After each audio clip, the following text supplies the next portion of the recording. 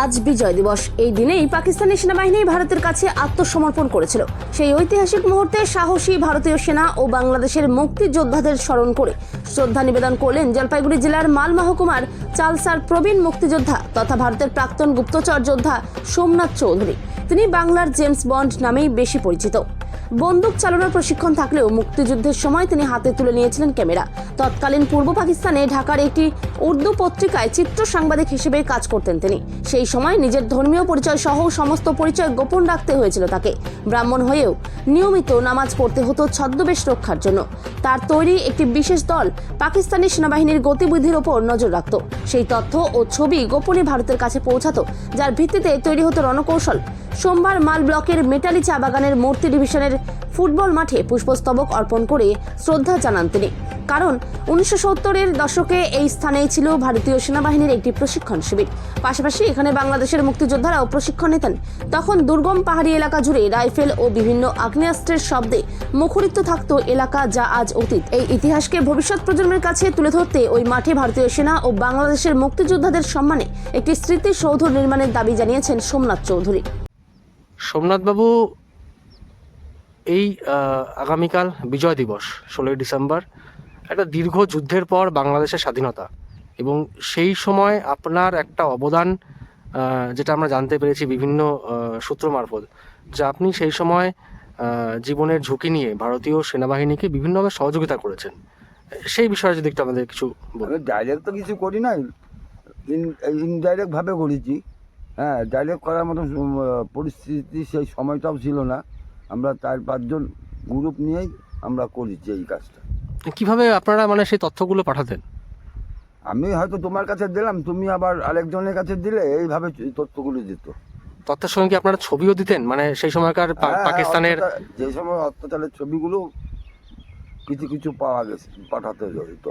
সেই সময় পাকিস্তানের যেখানে আর্মি ক্যাম্প ছিল, পাকিস্তানের ক্যাম্প যেগুলো ছিল, সেই ক্যাম্পের কোনো ছবি বা এরকম কোনো তথ্য, যে তথ্য ভারতীয় সেনাবাহিনীকে, এগুলো তোলা খুব কষ্ট ছিল, জীবনের রিস্ক ছিল, এই জন্য তোলা হয়নি। কিন্তু আপনি সেই সময়কার সেই চিত্রগুলো নিজের চোখে দেখছেন, সেই সময় কি রকম অত্যাচার হয়েছিল। হ্যাঁ, সেটা দেখেছি। তো এই যে সেই সময়কার বাংলাদেশ আর এখনকার যে বাংলাদেশ, একটা বিস্তর একটা ফারাক। হ্যাঁ, সেই সময় বাংলাদেশ যেরকম একটা স্বাধীন হওয়ার জন্য তারা উদ্গ্রীব ছিল, স্বাধীন হতে হবে, কিন্তু এখন স্বাধীনতার পর দেখা যাচ্ছে বাংলাদেশের একটা অরাজকতা, একটা সিচুয়েশন একটা চলছে। দুটা পন্থী আছে, একটা হচ্ছে ডানপন্থী, একটা হচ্ছে বামপন্থী। ডানপন্থীর ভিতরেও আরেকটা ভাগ আছে যেটা উগ্র। এখন এই দেশটা এখন উগ্রবাদীর হাতে চলে গেছে, ডানপন্থী উগ্রবাদীদের হাতে চলে গেছে। এটাই হচ্ছে বাংলাদেশের আসল মুখোশ।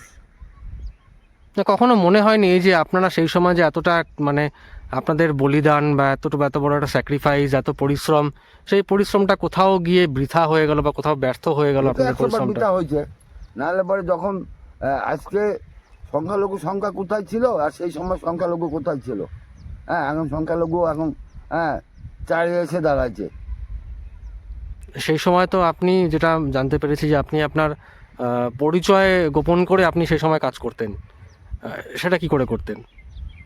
সে পরিচয় গোপন করে আমি যে হিন্দু মানুষ সেটা তো বলা যেতই না, তাহলে তো আমাকে মেরে দিত। ওর টার্গেটই ছিল হিন্দু। কি করে তাহলে আপনি বাঁচলেন সেখান থেকে? নাম চেঞ্জ করতে হয়েছে। কি নাম নিয়েছিলেন সেই সময় আপনি? সেখান থেকে হঠাৎ করে সোমনাথ থেকে শমশের হয়ে গেলাম। শমশের। আচ্ছা, সেই শমশের থেকেই আপনি এখন বর্তমানে চালসায় আছেন, এবং চালসায় আপনার জীবন জীবিকা চলছে। তো কি বলবেন আগামী প্রজন্মকে? দেশটাকে যেন ওরা ভালোভাবে দেশপ্রেম হয়। আরও আমার চাইতে বড় বড় মনি ঋষিরা আছেন, তারাও দেশের জন্য করে গেছেন। আমি আবার বাংলার ছেলেপেলেদের বলবো, তোমরা দেশপ্রেম হও, দেশের প্রতি যেন তারা নিষ্ঠাবান হয়, দেশকে শ্রদ্ধা ভক্তি এটা যেন করে।